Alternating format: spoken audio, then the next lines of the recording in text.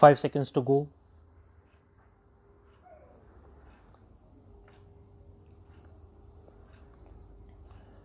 Start.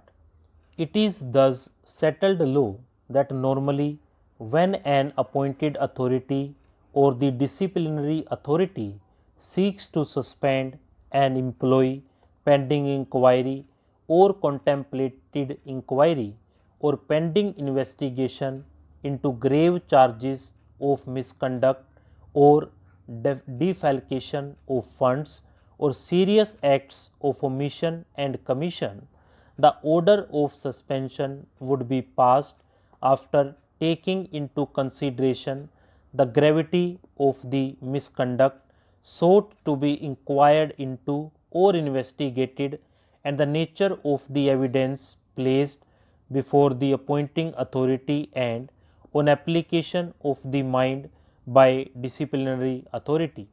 Appointing authority or disciplinary authority should consider the above aspects and decide whether it is expedient to keep an employee under suspension pending aforesaid action. It would not be as an administrative routine or an automatic order to suspend an employee. It should be on consideration of the gravity of the alleged misconduct or the nature of the allegations imputed to the delinquent employee. The court or the tribunal must consider each case on its own facts and no general law could be laid down in that behalf.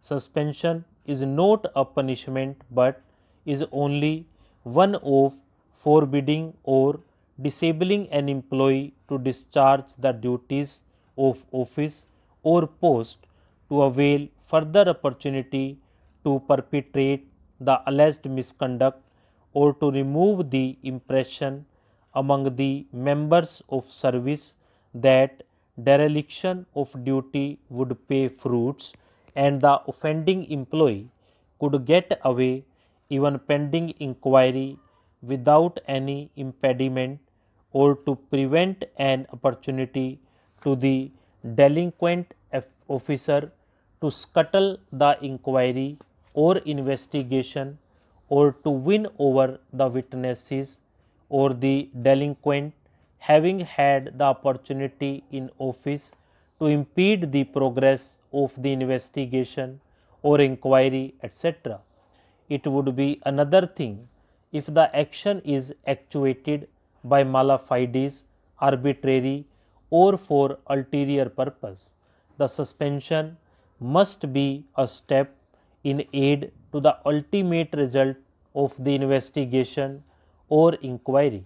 The authority also should keep in mind public interest of the impact of the delinquent's continuance in office while facing departmental inquiry or trial of a criminal charge. In the case in hand, the allegations by itself are quite serious, but it does not appear as to whether the respondents themselves have made any kind of inquiry or any investigation or inquiry in the alleged criminal offence to the petitioner.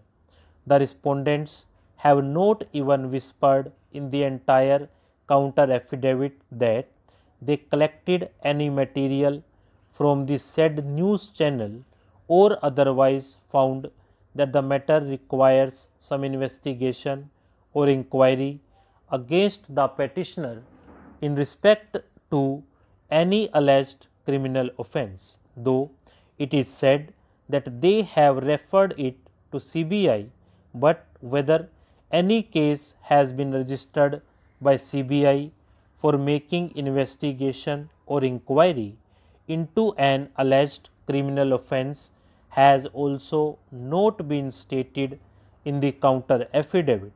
The investigation or inquiry into an alleged criminal offence would come only when an FIR or criminal complaint is registered.